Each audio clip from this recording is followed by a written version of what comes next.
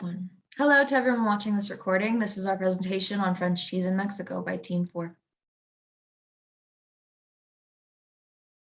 Now, as in the why we chose cheese was due to personal taste of the team. We further investigated the cheese of France, seeing as it symbolizes great importance within the culture, utilizing the HS code of 040690.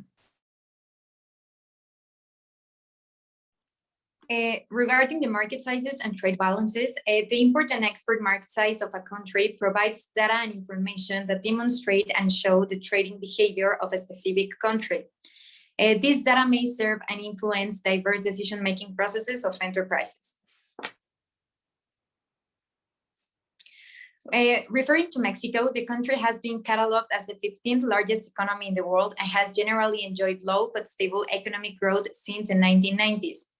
In 2020, the import market size of Mexico was $393.25 billion and the export market size was valued in $417.67 billion. Analyzing the second country in question, the European country of France, it is cataloged as the third largest economy in Europe and the seventh largest economy in the world.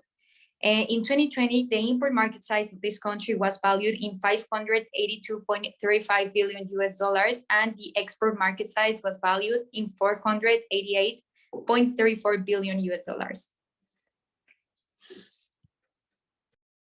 On the screen are the top 3 imports and exports between France and Mexico, highlighting machinery, vehicles, parts and vehicle parts, electrical machinery. On the following slide, we see the bilateral trade between France and Mexico. These also represent the top 3 exports and imports, highlighting as well machinery and optical and cinematographic parts. Regarding to the trade balance, it allows us to distinguish the difference between the goods exported by one country and the goods imported by another one.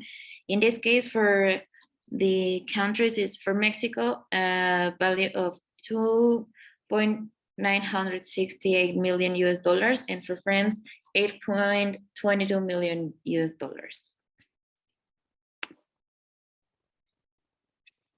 Now, these are the following factors that we investigated to understand the overall stability of international goods flows. So the physical flow for the cheese starts in the farm and it ends in the final consumer, but we will only focus on the final product, not in the farm, so it starts mostly in a plant or in a manufacturer. The cheese is transported either in a ship, truck, or even a railroad rather than in a plane because of the weight and its relatively low value. Trucks are used mostly at the beginning of the chain to move the cargo from the farm to a warehouse, to the retailers, or even to a second conveyor. And ships are used mostly for long distances locations like international markets.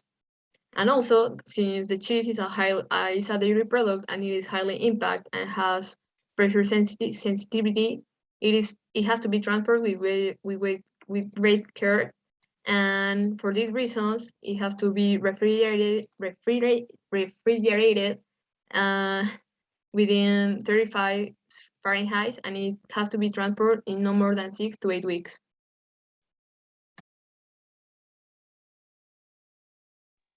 All right, next comes the transactional flow, which means the flow of financial goods from one party to another. And now there is a standard procedure which these transactions often follow when they're international. It can be seen on screen. There are just a couple of steps between agreeing the currency, the payment means, and then after payment is confirmed, the second party can send out either the product or certain documents that are restricting the movement of the product for their own safety. And there are 3 main means of payment in international transactions which can be used. First is the bank transfer, which uses the SWIFT network, a network of many thousand affiliated banks worldwide. And instead of money being transferred from one private party to another, it is sent in between their financial institutions through what is called a money messaging service. Now, second would be payment processing services like Western Union. Now, these are privately owned and operated companies, which have their own network of affiliate companies, banks, and businesses. Finally, we have alternative payment methods, one of the most popular ones nowadays being cryptocurrency, which is starting to be adopted in the international market. For example, Ripple, which was created a cryptocurrency to serve as the principal means for cross-border payments.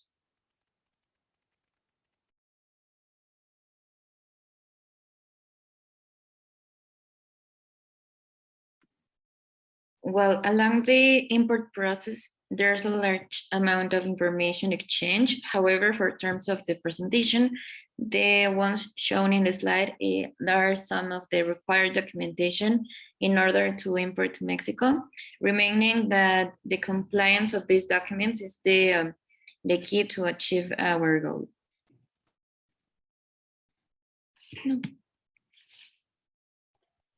Now looking at the sustainability, we can see that there are several emissions occurring during the trade, both in the production and the transportation. So in the production, that would be at the farm or at the factory. And cheese is transported in reefer containers that use a lot of energy. And especially when the container is cooling down for the first time. So here it is important to use renewable energies to reduce overall emissions. And then the container is shipped to Mexico, where also emissions incur. And once the container arrives at the retailer, there are also the products that needs to be cooled down, and emissions can also incur for the recycling of the waste.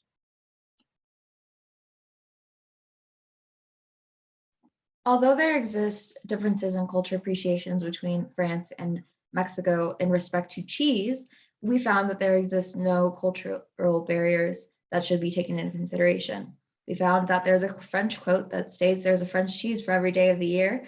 And we are hoping that with this international transaction, the cultural appreciation of cheese will be transmitted into Mexico as well.